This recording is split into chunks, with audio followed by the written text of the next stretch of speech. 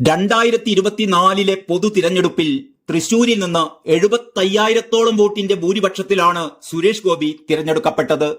വ്യാജ വോട്ടുകൾ ചേർത്താണ് അദ്ദേഹം വിജയിച്ചത് എന്ന രാഷ്ട്രീയ എതിരാളികളുടെ തെറ്റായ ആരോപണം അതേപടി ഏറ്റുപാടുകയാണ് ചില മാധ്യമങ്ങളെന്ന് ജന്മഭൂമി എഡിറ്റോറിയലിലൂടെ ആരോപിക്കുന്നു.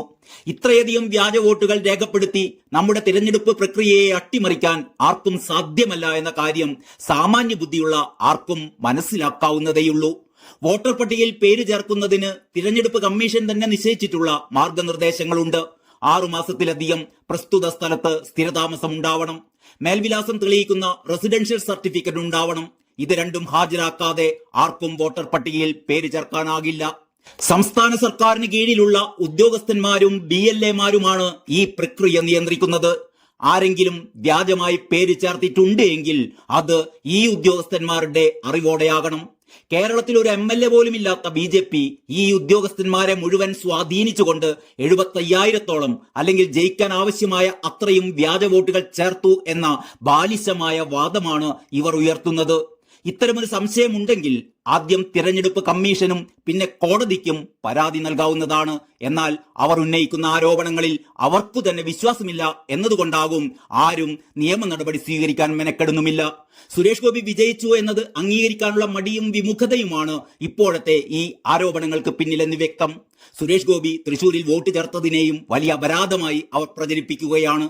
2021 നിയമസഭാ തിരഞ്ഞെടുപ്പ് കാലം മുതൽ തന്നെ സുരേഷ് ഗോപി തൃശൂരിലുണ്ട്. അദ്ദേഹവും കുടുംബവും തൃശൂരിൽ വാടക വീടെടുത്ത് സ്ഥിരതാമസമാക്കിയിരുന്നു. തൃശൂരിൽ വോട്ട് ചേർക്കാനും വോട്ടവകാശം വിനിയോഗിക്കാനുമുള്ള എല്ലാ സ്വാതന്ത്ര്യവും അവകാശവും സുരേഷ് ഗോപിക്കുണ്ട്.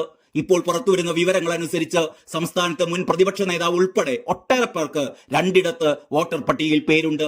സുരേഷ് ഗോപിയെ മാത്രം തിരഞ്ഞുപിടിച്ച് ആക്രമിക്കുന്നതിന് പിന്നിലെ മനഃശാസ്ത്രം എന്തെന്ന് മനസ്സിലാക്കാൻ സാമാന്യ ബുദ്ധിയുള്ള മലയാളിക്ക് കഴിയുമെന്നാണ് ജന്മഭൂമി പറയുന്നത്. ജന്മഭൂമിയുടെ ഈ മുഖപ്രസംഗം തുടങ്ങുന്നത് ഇങ്ങനെയാണ്: ഭാരത ജനാധിപത്യത്തിന്റെ സൗന്ദര്യ കാഴ്ചകളിലൊന്നാണ് 5 വർഷം കൂടുമ്പോൾ നടക്കുന്ന പൊതു തിരഞ്ഞെടുപ്പ്. ലോകത്തെ ഏറ്റവും കൂടുതൽ ജനങ്ങൾ സമ്മതിദാനാവകാശം വിനിയോഗിക്കുന്ന തിരഞ്ഞെടുപ്പും നമ്മുടേതാണ്. എന്തെല്ലാം പോരായ്മകൾ ഉണ്ടെങ്കിലും സുതാര്യമായ തിരഞ്ഞെടുപ്പ് പ്രക്രിയ നമ്മുടെ ജനാധിപത്യത്തിന് കരുത്തു പകരുന്നു. ലോകത്ത് മറ്റു പല രാജ്യങ്ങളിലും ജനാധിപത്യ പ്രക്രിയ അട്ടിമറിക്കപ്പെടുകയും ഏകാധിപത്യവും സൈനിക ഭരണവും അടിച്ചേൽപ്പിക്കപ്പെടുകയും ചെയ്യുമ്പോഴും ഭാരതത്തിലെ ജനാധിപത്യം കരുത്തുറ്റതായി നിലനിൽക്കുന്നത് സവിശേഷ ശ്രദ്ധയാകർഷിക്കുന്നതാണ്. തൃശൂരിലെ വോട്ടർ പട്ടിക വിവാദവുമായി ബന്ധപ്പെട്ട് ഒരു വിഭാഗം രാഷ്ട്രീയ നേതാക്കന്മാരും മാധ്യമങ്ങളും നടത്തുന്നത് ഈ ജനാധിപത്യത്തിന്റെ സുതാര്യതയെ സംശയത്തിന്റെ കരിനിഴലിൽ നിർത്താനുള്ള ശ്രമമാണ്. അടിസ്ഥാനരഹിതമായ ആരോപണങ്ങൾ ഉന്നയിച്ച് ജനാധിപത്യ പ്രക്രിയയുടെ വിശ്വാസ്യത തകർക്കുന്നത് ആരുടെ രഹസ്യ അജണ്ടയാണ് എന്ന് അന്വേഷിക്കപ്പെടുക തന്നെ വേണം.